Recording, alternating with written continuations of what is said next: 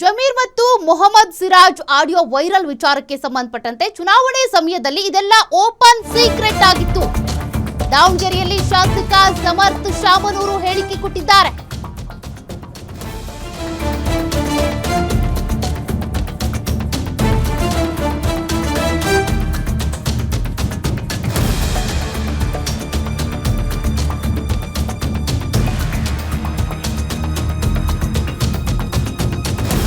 ಜಮೀರ್ ಅಹಮದ್ ವಿರುದ್ಧ ಷಡ್ಯಂತ್ರ ಎಂಬ ಆರೋಪ ವಿಚಾರಕ್ಕೆ ಸಂಬಂಧಪಟ್ಟಂತೆ ಸತ್ಯ ಯಾವ ರೀತಿ ಷಡ್ಯಂತ್ರ ಅಂತ ಸಮರ್ಥ ಶಾಮನೂರು ಪ್ರಶ್ನೆ ಮಾಡಿದ್ದಾರೆ.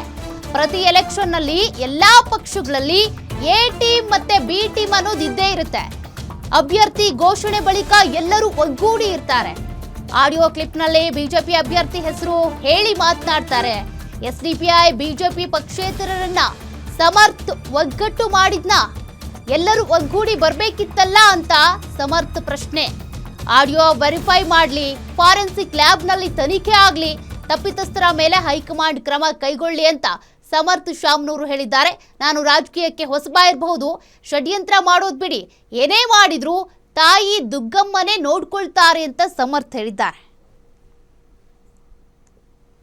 ಚುನಾವಣೆ ಟೈಮ್ನಲ್ಲಿ ಇಂಥವೆಲ್ಲ ಚೂರು ಓಪನ್ ಸೀಕ್ರೆಟೇ ಆಗಿದ್ವು. ಆದರೆ ಏನೈತಿ, ಪಾರ್ಟಿ ಇನ್ವೆಸ್ಟಿಗೇಟ್ ಮಾಡಲಿ, ಆಡಿಯೋ ಕ್ಲಿಪ್ ವೆರಿಫೈ ಮಾಡಲಿ ಸರಿಯಾಗೈತಾ ಇಲ್ಲ ಅಂತ. ಆಮೇಲೆ ಇನ್ನೊಂದು ಚೂರು ಎವಿಡೆನ್ಸ್ ಏನೈತಿ ಎಲ್ಲದು ಹೊರಗೆ ಬರಲಿ. ಆಮೇಲೆ ಏನು ಆ್ಯಕ್ಷನು ಅದೆಲ್ಲ ಹೈಕಮಾಂಡ್ ಮೇಲೆ ಬಿಟ್ಟಿನಿ. ವ್ಯವಸ್ಥಿತವಾಗಿ ತಮ್ಮ ಸೋಲ್ಸೋಕೆ ಷಡ್ಯಂತ್ರ ಆಯಿತು. ಇಲ್ಲರಿ, ನೀವೇ ನೋಡಿದ್ರಿ, ಆ ಕ್ಲಿಪ್ನಲ್ಲೇ ಕ್ಲಿಯರಾಗಿ ಕಾಣ್ತು. ಅದು ಬಿ ಜೆ ಪಿನೂ ಇನ್ವಾಲ್ವ್ಡ್ ಇತ್ತು. ಬಿ ಜೆ ಪಿ ಅವ್ರ ಕ್ಯಾಂಡಿಡೇಟ್ ಹೆಸರು ತಗೊಂಡಿದ್ರು, ಸ್ಪಷ್ಟವಾಗಿ ಮಾತಾಡಿದ್ರು ಅವ್ರ ಜೊತೆ ಅಂತಲೇ ಒಂದು ಪಾರ್ಟ್ ಇತ್ತು ಕ್ಲಿಪ್ನಲ್ಲಿ. ಬಿ ಜೆ ಪಿ ಕ್ಯಾಂಡಿಡೇಟ್ ಇದ್ದರು, S D P I candidate ಇದ್ದರು, ಇಂಡಿಪೆಂಡೆಂಟ್ ಕ್ಯಾಂಡಿಡೇಟ್ಸ್ ಇದ್ದರು. ಸೊ ಇದು ಕ್ಲಿಯರಾಗಿ ಗೊತ್ತಾಯಿತು.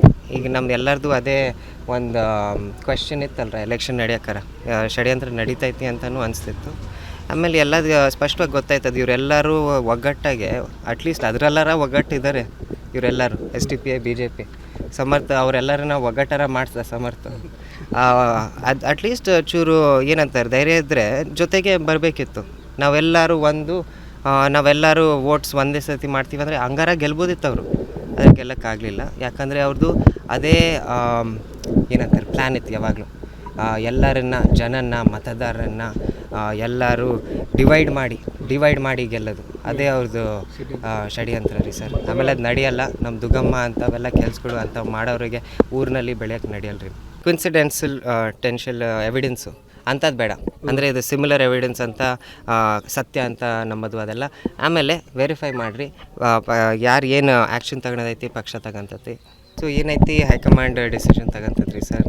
ಅದ್ರ ಮೇಲೆ ದೇವರು ನೋಡ್ಕೊಂತೈತ್ರಿ ಸರ್.